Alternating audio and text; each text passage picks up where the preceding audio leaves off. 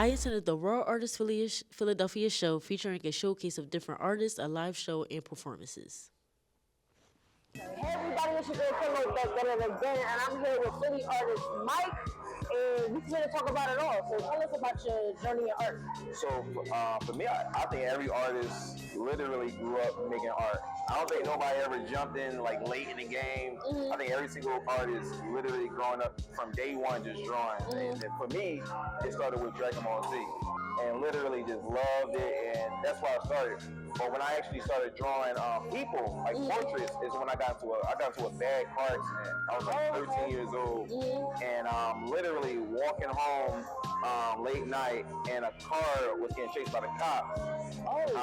Literally speeding on my block, crashed, and spun out and clipped me for both my legs. Like really hurt me for both my legs.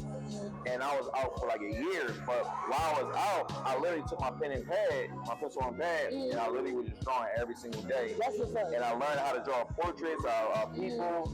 And to the point where when I got to high school, my professor, my teachers used to, they saw how well I was drawing, and they recommended me to go to USC summer program. And I was killing that joint. Like killing it. So I learned how to do graphic design, learned how to use Adobe Illustrator in the 10th and 11th grade. So I spent my summers there in USC. So I took a college seminar at USC 10th, 11th grade. And from there, I just started doing digital artwork. They introduced me to this guy named Shepard Fairey.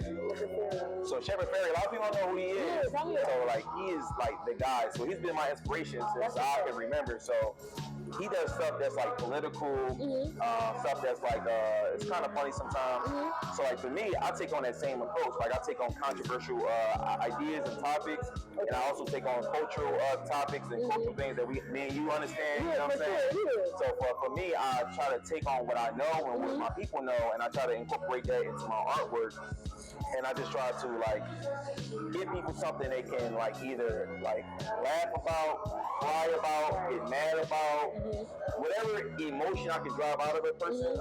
That's what I'm aiming for. You know what I mean? I want somebody to come and walk away with something. You know what I mean? Like I want to stand out by literally just getting something that they're familiar with. Because when you see my artwork, I feel like it registers with you, and we never even met before because we have the same background. So I want to put that out, and also, like I said, I just want to create an emotional moment to the point where people can walk away with substance. You know what I'm saying? So that's always my focus. What are they going to walk away with after encountering my stuff? So that's the only thing I really focus on. Like when they see this, I need them to walk away with something. You know what I mean? It's like either a happy face or with sad face or something. But yeah, I want people to be impacted in so many different ways, and I try to incorporate that in my artwork. So yeah, I like this. Yeah, for sure. So growing up in Philly, did you think it was hard to be in the position that you're in now, like especially with your art? Did you think it would be, people would even take a look at it, or anything? Like, how did you feel growing up in Philly with the kind of art that you make? So look, I grew up with a lot of killers. Let me tell you something. Man, I got friends who, so for me, it was hard growing up in Philly, because I'm from North Philly. And I'm from Nicetown. If you know anything about Nicetown, it's not nice. That's what it is, right. So I grew up with my friends. We grew up playing toys. We ended up playing games. And these dudes just literally switched their lives and end up becoming like involved in the streets. And for me, like when they ask you who you want to be when you grow up, I literally said an artist. And they said other things, but they didn't keep their dream. Like for me, I kept my dream. That's good. So, and I feel like they changed their mission to be part of the streets. And I'm like, dang, man, these people, they grew up to be killers. And for me, like, I could have been influenced by that, but it was something always different about me. And everybody knew, like, I was always different. I was crazy, I was weird, I was all these things, you know what I'm saying? But for me, I kept my dream.